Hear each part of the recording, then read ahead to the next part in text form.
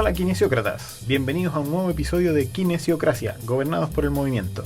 Hoy es miércoles 8 de mayo y nos encontramos en el estudio de radio de la Universidad Finisterra. Yo soy Matías Osa, kinesiólogo y magíster en educación, docente en la asignatura de razonamiento clínico en la Universidad Finisterra. Nelson no pudo venir hoy y en su lugar está María José. Hola, soy María José Montero, kinesióloga, magíster en fisiopatología cráneo-cervical, cráneo-mandibular y dolor facial y docente en valoración kinesiológica aquí en la Universidad Finisterra. Y eso no es todo, hoy también tenemos una invitada. Hoy día nos acompaña Rosita Serrano. Hola a todos, Rosita Serrano, psicóloga, en proceso de tener mi magíster en docencia. Soy profesora de la asignatura de Psicología y Bases de la Comunicación de primer año en la Universidad Finisterra y del módulo de Habilidades Comunicacionales de cuarto año. Eso, y es nuestra profesora favorita de los alumnos. No sé, me da vergüenza. Ya, y hoy entre los tres vamos a conversar sobre la anamnesis. Ajá. Sobre el primer encuentro con el paciente y cómo esto ayuda a que se forme una relación que fomente la adhesión del paciente al tratamiento. Partamos definiendo lo que es una anamnesis. La anamnesis sería la recolección inicial de una información que uno hace en el encuentro con el paciente, ya que generalmente se basa en una entrevista. Y para el análisis que vamos a hacer hoy día, para la conversación que vamos a hacer hoy día, lo vamos a separar en dos aspectos. Uno que es más técnico o más enfocado en la cantidad o en la calidad de la información que uno va a recolectar, y otro que tiene que ver con lo personal, con la formación de ese vínculo, de esa relación que vamos a tener entre el kinesiólogo y el paciente. Entonces, para que veamos cómo debería ser una buena anamnesis, deberíamos ver qué aspectos técnicos debería tener y qué aspectos podrían mejorar también el aspecto relacional de la anamnesis. Uh-huh. Entonces, podemos separar la anamnesis en dos partes, una próxima y una remota. Bueno, la anamnesis próxima estaría orientada a la información que tiene relación directa con el motivo de consulta del paciente. En el fondo, ahí estamos hablando de si tuvo un trauma, de qué se trató ese trauma, mecanismos de lesión, tiempos de reposo que quizás tuvo dado ese evento, mecanismos, medicamentos asociados a ese, en el fondo, lo que consulta el paciente hoy. Lo otro ya sería una anamnesis más remota, en donde tenemos todos los aspectos que debemos considerar del paciente, que son algo que él trae, pero no son necesariamente relacionados directamente con el motivo de consulta. Ahí tenemos estilos de vida, hábitos, antecedentes mórbidos, tenemos con quién vive, aspectos quizás más psicosociales, todo lo que a lo que el paciente lo acompaña, pero no es relacionado directo con quizá la lesión. Uh-huh. Ya, entonces, para que desde el punto de vista técnico tengamos una buena anamnesis, uh-huh, ¿qué información deberíamos recolectar? Deberíamos empezar con la anamnesis remota quizá, y de ahí tener una buena idea sobre los antecedentes mórbidos, las enfermedades que tiene el paciente, además de la condición por la que consulta. Ahí es lo típico que le preguntábamos, si es hipertenso, si tiene diabetes, si hay algún hábito como el hábito tabáquico o hábito alcohólico.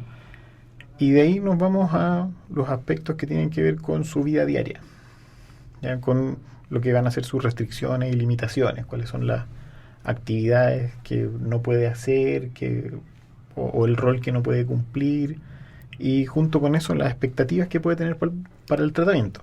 O sea, junto con lo que no puede hacer, en realidad vamos a ver qué cosas desea lograr hacer de nuevo.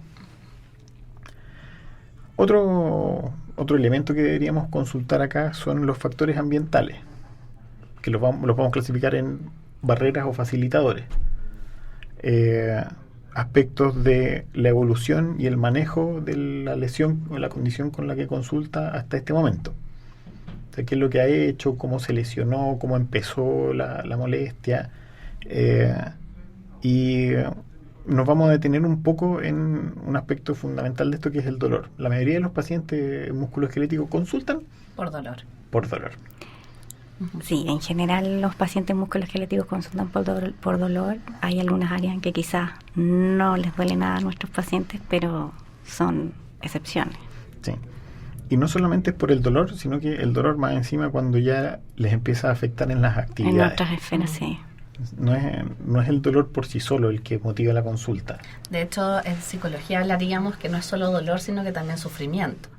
Entendiendo el sufrimiento como el significante de ese dolor en mi condición, en mi estado de vida, en mi quehacer cotidiano. En la calidad de vida. En mi calidad de vida, a partir de la edad que tengo, las actividades que realizo y la expectativa que tengo de esas actividades. Ya, entonces, el dolor dentro de la anamnesis lo vamos a examinar con todas las características que tiene desde la experiencia desagradable que significa el dolor, además de los aspectos que tienen que ver con la atención, en el fondo cómo el dolor capta la atención de la persona durante el día y pasa a ser un personaje dentro de su historia. Así es. Los aspectos cognitivos, emocionales, las modificaciones que tiene que hacer en su conducta diaria también el paciente, todo eso lo vamos a averiguar durante la anamnesis. Con respecto al dolor, vamos a tener un episodio especial sobre la evaluación del dolor. Así que no nos vamos a detener mucho en eso, sí, y lo vamos a ver más. Sí, por eso lo vamos a pasar como... Sí. Los kinesiócratas van a estar atentos. Idealmente.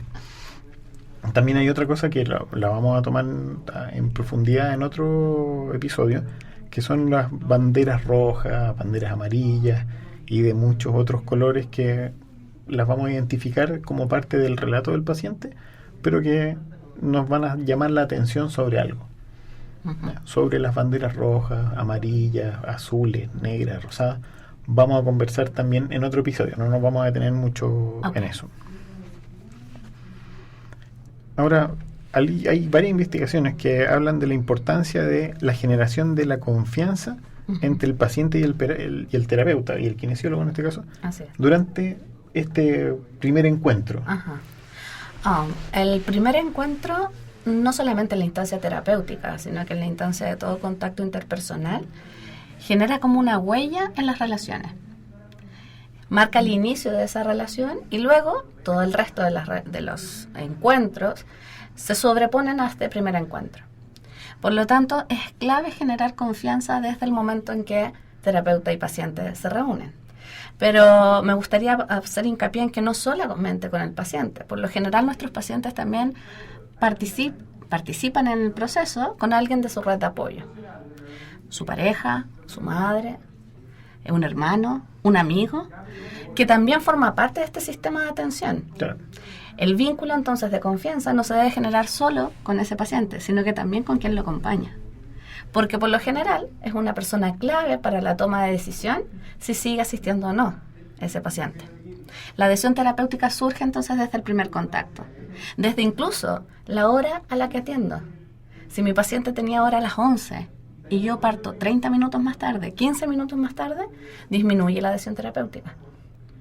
Aunque todas las otras sesiones empiecen a la hora, esa primera... es clave. La primera sesión es clave. Rosita, eso era algo que, bueno, te queríamos preguntar porque de repente uno pensaba antes que esta relación con el paciente de confianza se construía con las sesiones. Y solíamos decir que somos una profesión, un profesional que pasa mucho tiempo con sus pacientes, entonces tenía mucho tiempo para construir esta relación. Pero ahora nos dicen, o la evidencia dice que es la entrevista inicial, en el fondo, el momento crucial para, como, no sé si perder o ganar a un paciente, pero es muy importante. Sí, qué bueno que hablas acerca de ese momento porque tiene que ver con un concepto que por lo menos nosotros en el curso de primer año trabajamos mucho, que es el concepto de rapport. El rapport no es otra cosa que la sincronía que se genera entre el sistema paciente y su red de apoyo con el terapeuta. Esa sincronía uno podría verla incluso como en el movimiento que tienen estos dos entes. Cuando hay sincronía entre estos dos entes, empiezan a moverse de forma similar. De hecho, empiezan a sentir juntos. Y uno ve que las cabezas como que empiezan a moverse juntas. Es como cuando uno va a un café y ve a una pareja y intuitivamente dice, ahí la cosa está funcionando muy bien. Y es porque se manifiesta esa sincronía. No es simpatía, no es amistad. Es que hay algo que me hace conectar. Y ese algo se puede operacionalizar en algunas conductas. Perfecto, eso es lo que necesitamos. Veamos qué conductas entonces nos pueden ayudar a ¿Cómo lo generar hacemos? rapport. Sí. Fantástico. Una de las cosas que, como les dije, es vital es el tema del horario de atención. La primera respuesta de respeto y de consideración individual que tengo con un paciente es atenderlo a la hora. Si no lo atiendo a la hora, el mensaje que doy es: usted no es importante. Ok. Luego, la presentación. Es fundamental presentarme ante el paciente. Mi nombre, hola, buenas tardes, buen día. Mi nombre es y soy, en este caso, el kinesiólogo que hoy va a atenderlo. En nuestro caso, por ejemplo, en Franja, por lo general a nuestros alumnos los complica un poco generar adhesión terapéutica porque van a estar algunas sesiones con ese paciente y luego atenderá a otro kinesiólogo. Fundamental entonces es que esa adhesión funcione y que además se pueda traspasar a este otro terapeuta. Si logré conexión y rapport y luego dentro de ese rapport establezco confianza, entendiendo la confianza como la sumatoria de compromisos cumplidos con mi paciente, es muy probable que yo al momento de derivarlo a otro, él parta esa relación, como diría Kobe, con una cuenta bancaria positiva. O sea, tú como que heredas todo lo que Heredas ganaste esa al referencia, tratante absolutamente. siguiente. Una transferencia de Claro, de de una la transferencia cuenta de la bancaria. cuenta Claro. bancaria a la otra al otro profesional. Del mismo modo, si yo no tengo una buena relación inicial con este terapeuta y me deriva, también hereda esta cuenta negativa. ¿Ok? Otra conducta concreta es durante la entrevista de la anamnesis. En la entrevista en sí es muy importante la proxemia, la distancia que tengo con mi paciente. Esa distancia no debe ser superior a 1 metro, 1,20 m, pero tampoco debe ser inferior a 1 metro. Porque genera la sensación de que no tienes espacio personal. Hay respuestas que tu paciente no va a querer responder. O a lo mejor va a omitir, o incluso te podría llegar a mentir. No, se va a sentir invadido. Absolutamente. Entonces necesita un espacio que le permita sentirse cómodo y evitarte si es necesario. Por eso se ocupa más o menos 1 metro de distancia. Respecto a eso, hay algunos países en donde o usan o eliminaron la mesa y la silla, Sí. como esto de yo estoy detrás de una mesa y usted Sí. está por el otro lado de la mesa. Exacto. Y usan o mesas redondas o se sientan manteniendo esta distancia, Ujú. pero como al mismo lado de la mesa. No sé qué. Es si eso tiene excelente relación. al mismo lado. Mejor aún si es en ángulo perpendicular. Mm, En realidad el ángulo genial es que ambos tengamos las sillas en 45 grados frente a frente. ok. Si yo tengo espacio y el otro también. Y poco a poco, cuando hay rapport, esos ángulos empiezan a achicarse. Mm, Sin embargo, si yo empiezo una entrevista y estoy cara a cara con el otro, a pesar de la distancia, se siente intimidado. Por eso, la mesa y el cara a cara, en frente a frente, genera una sensación de resistencia e incomodidad. De enfrentamiento, de Claro, confrontación. De confrontación. Otra conducta, aparte del contacto visual entonces, la proxemia, la ubicación de las sillas, funciona también con el tipo de entonación paralingüística. El uso del timbre de voz, la velocidad de tu voz, las inflexiones de tu voz, el volumen, debe estar calibrado con tu paciente. Y el paciente no se da cuenta de eso. Si viene un paciente, por ejemplo, disgustado, muy molesto, y yo le hablo suave, lo más probable es que se moleste aún más, independiente del contenido de lo que le diga. En cambio, si viene alterado y yo subo mi volumen y le doy respuesta a su necesidad, señor, viene muy apurado, disculpe, partamos de inmediato, lo más probable es que se sienta un poco descolocado y facilite su disminución de resistencia y se abra la posibilidad del contacto. En comunicación, la verdad es que el contenido lingüístico es el menos impactante. ¿Qué le digo en términos de contenido? Es menos relevante que el cómo se lo digo. Y el cómo está dado por este componente paralingüístico, más o menos en un 35 a 40%, que no es menor. Y hasta casi el 50% de la comunicación es no verbal. Entonces, el contacto visual, el asentir permanentemente cuando el otro habla, el hacer onomatopeyas como y le voy siguiendo su relato con ese tipo de frases, o incluso inclinar levemente los hombros hacia adelante, bajar un poco los hombros. Inconscientemente, sí, me encanta que lo empiezas a practicar. La cabeza se te va hacia un costado, de hecho, cuando escuchas de verdad. Sí. Ahí lo estamos viendo. Y empiezas además a poner un oído más, como más cercano. Claro. Científicamente se hace eso porque hay un oído que escucha mejor. Okay, sí. Entonces, por lo general, corres la cabeza al mismo lado siempre. Y empiezas a sentir y mantienes el contacto. Y además, entonas y hablas en la velocidad similar a la que hace el otro. Ahí generaste el rapport. Sobre el contacto visual, me han preguntado un poco. Buenísimo. En el fondo que, a ver, este contacto visual puede malentenderse como estar todo el tiempo mirando a los ojos a mi paciente casi sin parpadear.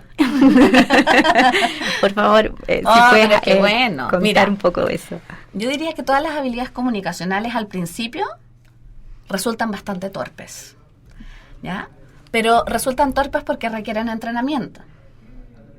Sin embargo, cuando auténticamente quiero escuchar, mantengo una mirada sutil, me calibro naturalmente.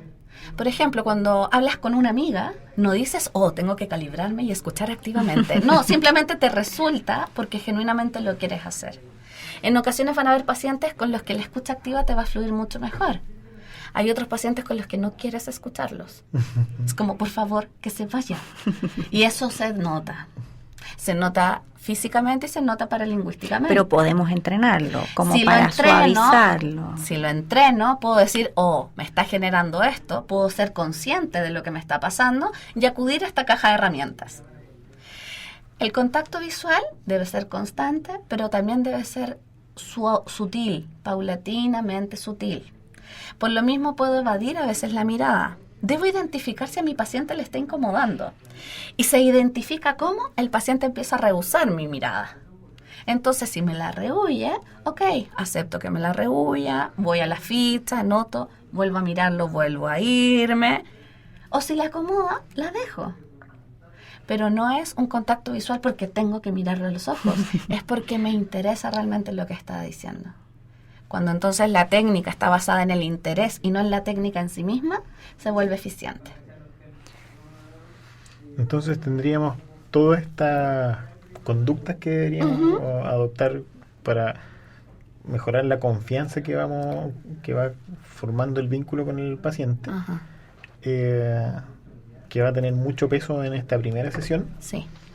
Y después, ¿qué podemos hacer para mantener eso?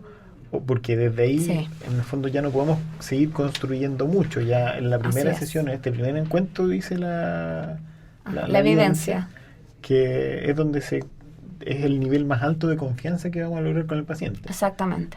Entonces, para mantenerla en el tiempo y no ir perdiéndola, deberíamos mantener estas mismas conductas durante todo el tratamiento. Así es. O ya podemos relajar un poco la atención. Sí. No la atención. ¿Se puede perder lo ganado si no lo sigo como cultivando o se puede relajar un poco? La primera sesión entonces genera un rapport y sobre el rapport puedo establecer una relación de confianza.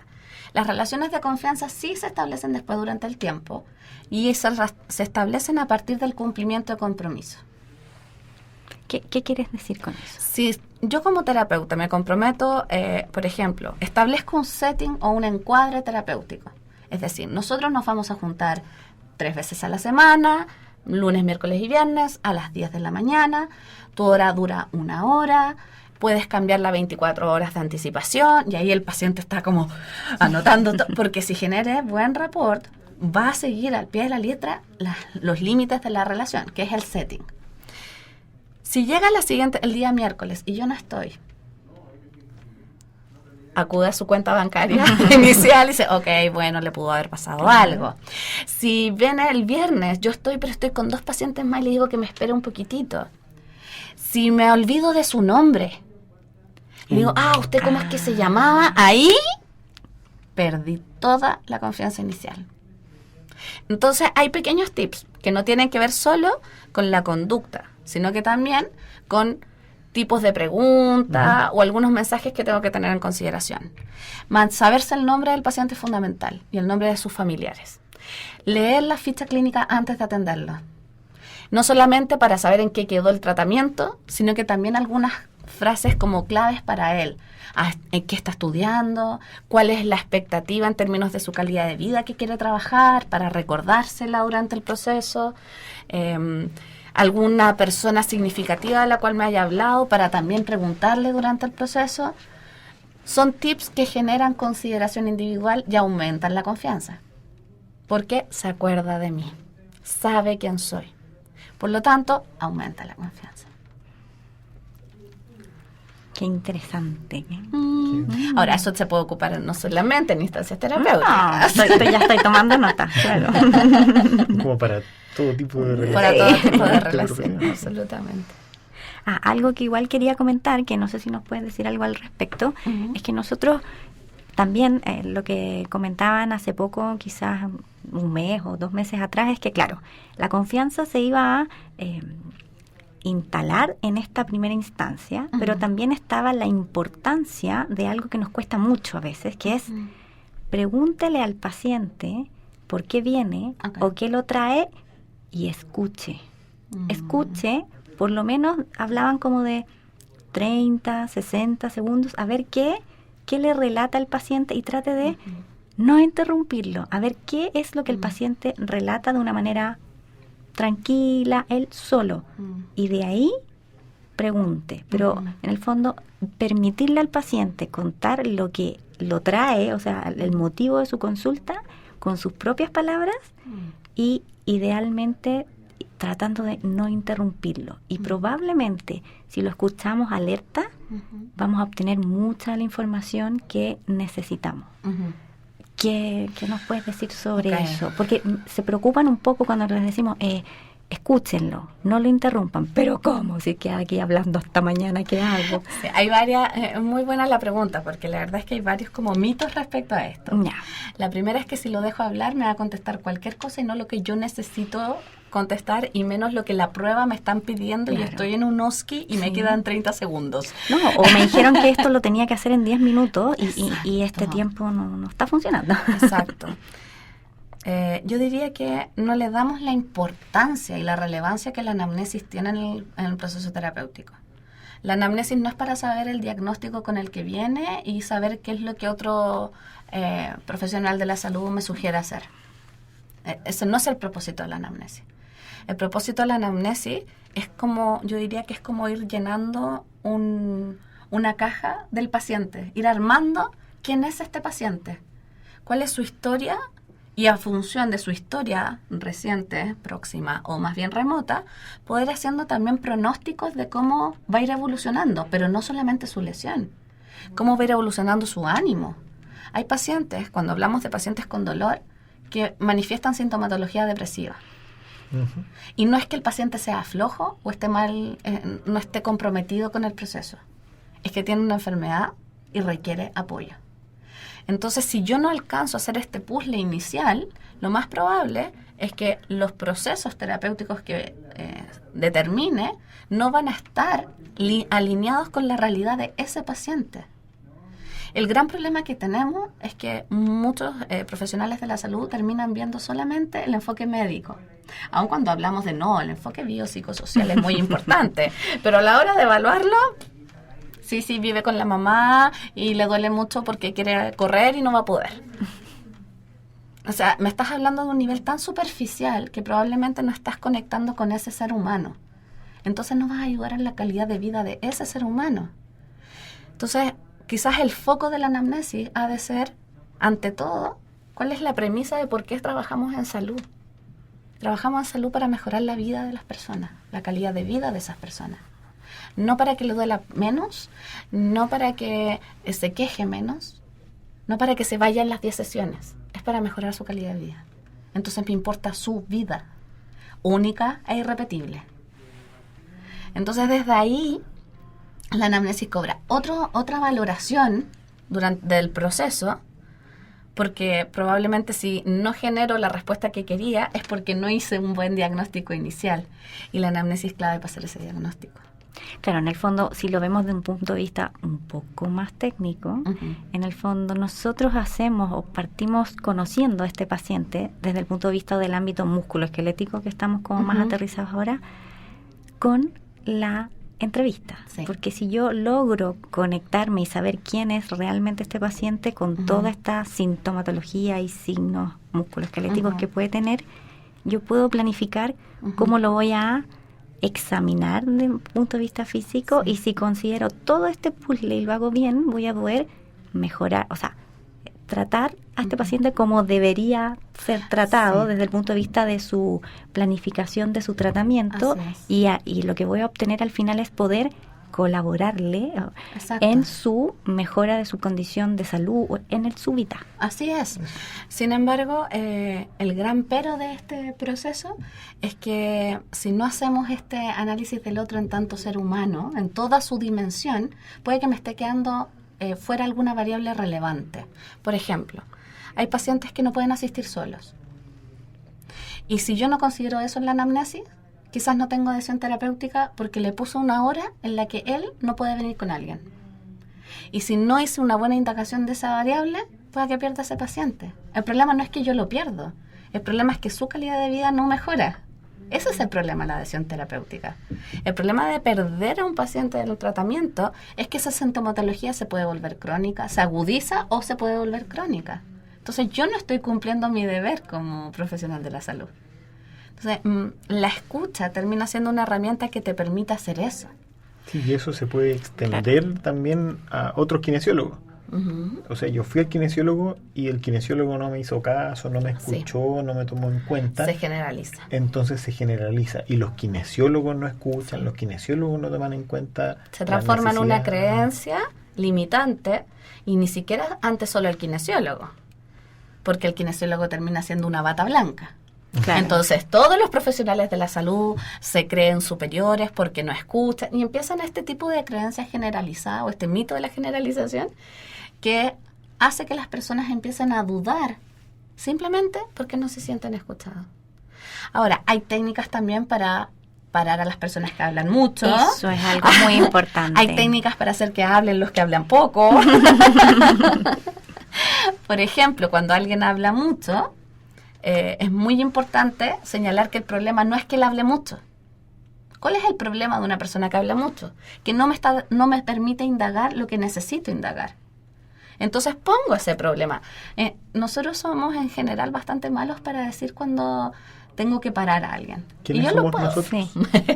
Nosotros los profesionales de la salud. En general, no todos. Sí. Por ejemplo, si una persona habla mucho, él les dice, ¿sabes qué? Tengo un problema. Me quedan 15 minutos para tu evaluación y no he terminado la ficha. ¿Me podrías ayudar en completar alguna de estas preguntas? Porque el problema no es que él hable, es que yo necesito completarlas. Claro. Porque si no, ¿qué pasa? Me genera ansiedad. Empiezo a mover mi patita. Lo empiezo a mirar y miro el reloj a ver si se da cuenta que está hablando mucho. No se va a dar cuenta. Entonces me genera más ansiedad. Termino sin completar la ficha y además el rapport se va perdiendo. Por este comportamiento que estoy haciendo. En cambio, cuando soy honesta y además afirmo que es mi problema, porque efectivamente no es su problema, él puede hablar mucho si quiere, pero mi problema es que necesito este espacio, genera mucho más confianza. Sí, y pedirle un favor a alguien, lo acerca mucho más a uno que hacerle un favor. Así es así. Entonces, podríamos hacer un capítulo de eso. Pero de verdad, si yo le digo, por favor, ayúdeme con esto, sí, ya se siente también como más importante en esta relación. Porque lo estás poniendo en una relación asimétrica donde el otro tiene poder. Sí. Como te pido favor, es porque tú tienes un poder. Pero si yo le digo, ya, es muy interesante, pero necesito que nos aboquemos a lo importante, Le estoy diciendo todo lo que usted me está diciendo. No me vale. interesa, claro. No me interesa, así que por favor, cállese. Eso quiebra la relación. Para las personas que no hablan, el tip más usado es usar preguntas abiertas. Y además, dar el espacio para que hable. Por lo general, una persona que no habla, contesta poco y guarda silencio. Yo debo aceptar ese silencio y acompañarlo en el silencio. No rellenarlo. No rellenarlo. Porque la persona que no habla está acostumbrada a que lo rellenen. Ah, ok. Entonces, ¿para qué voy a hablar? Si guardo silencio y muestro que el silencio para mí no es complicado, no me incomoda, el otro va a poder tomar ese espacio. Muy bien. Y bueno, ahí lo tienen, la anamnesis, el primer encuentro con el paciente y cómo se construye una relación que puede fomentar la adhesión al tratamiento. Gracias María José y gracias Rosita. Gracias. Gracias. Gracias también a Leo en los controles. Recuerden que nos pueden encontrar en redes sociales, en Instagram y en Twitter somos @kinesiocracia. También tenemos una fanpage en Facebook, Kinesiocracia Podcast. Nuestro correo es kinesiocraciapodcast@gmail.com. Estamos atentos a sus comentarios, preguntas y sugerencias. Y hasta la próxima. Adiós. Adiós. Un gusto y muchas gracias.